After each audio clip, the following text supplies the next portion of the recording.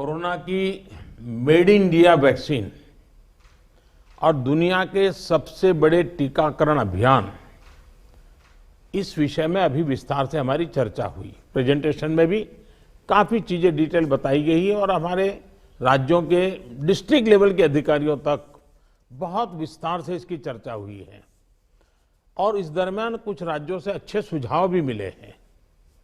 केंद्र और राज्यों के बीच इस संवाद और सहयोग ने कोरोना से लड़ाई में बहुत बड़ी भूमिका निभाई है। एक प्रकार से फेडरलिज्म का उत्तम उदाहरण इस सारी लड़ाई में हम लोगों ने प्रस्तुत किया है। साथियों, आज हमारे देश के पूर्व प्रधानमंत्री स्वर्गीय लाल बहादुर शास्त्री जी की पुण्यतिथि भी है। मैं उन्हें अपनी भावभीनी श्रद्धांजलि अर्पित करता हूं।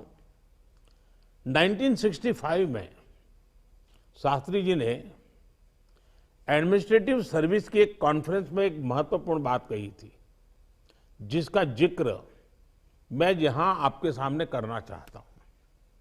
उन्होंने कहा था कि the basic idea of governance as I see it is to hold the society together so that it can develop and march towards certain goals. The task of the government is to facilitate this evolution, this process. मुझे संतोष है कि corona के इस संकट काल में हम सभी ने एकजुट होकर काम किया। जो सीख लाल बहादुर शास्त्री जी ने दी थी, उसी पर चलने का हम सब ने प्रयास किया और इस दरमियान संवेदनशीलता के साथ त्वरित फैसले भी किए गए, जरूरी संसाधन भी जुटाए गए और देश की जनता को निरंतर हम लगातार जागरूक भी करते रहे। और आज इसी का परिणाम है कि भारत में कोरोना का संक्रमण वैसा नहीं है और न ही वैसा फैला है जैसा दुनिया के अन्य देशों में हमने देखा है।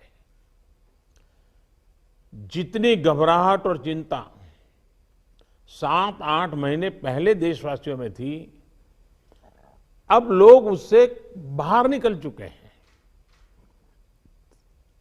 ये अच्छी स्थिति है, लेकिन केयरलेस न हो जाए, ये भी हमें चिंता करनी है। देशवासियों में बढ़ते विश्वास का प्रभाव आर्थिक गतिविधियों पर भी सकारात्मक रूप से दिखाई दे रहा है। मैं आपके राज्य प्रशासन की भी दिन रात जुटे रहने के लिए प्रशंसा करता हूं। साथियों, अब हमारा देश कोरोना के खिलाफ लड़ाई में एक निर्णायक चरण में प्रवेश कर रहा है। ये चरण है वैक्सीनेशन का।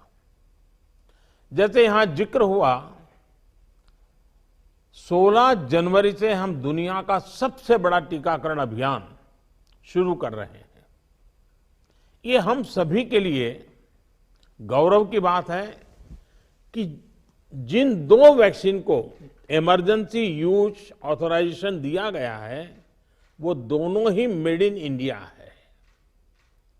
इतना ही नहीं, 4 और वैक्सीन प्रोग्रेस में है और ये जो मैं करीब 60-70% काम पहले राउंड का होने के बाद बैठने की चर्चा इसलिए करता हूं कि उसके बाद और वैक्सीन भी आ जाएगी और जब और वैक्सीन आ जाएगी तो हमें फ्यूचर का प्लान करने में वो भी एक बहुत बड़ी सुविधा रहेगी। और इसलिए सेकंड पार्ट इसका जो है, जो हम 50 से ऊपर वालों के लिए जाने वाले हैं, तब तक शायद हमारे पास और भी कुछ वैक्सीन आने की संभावनाएं हैं।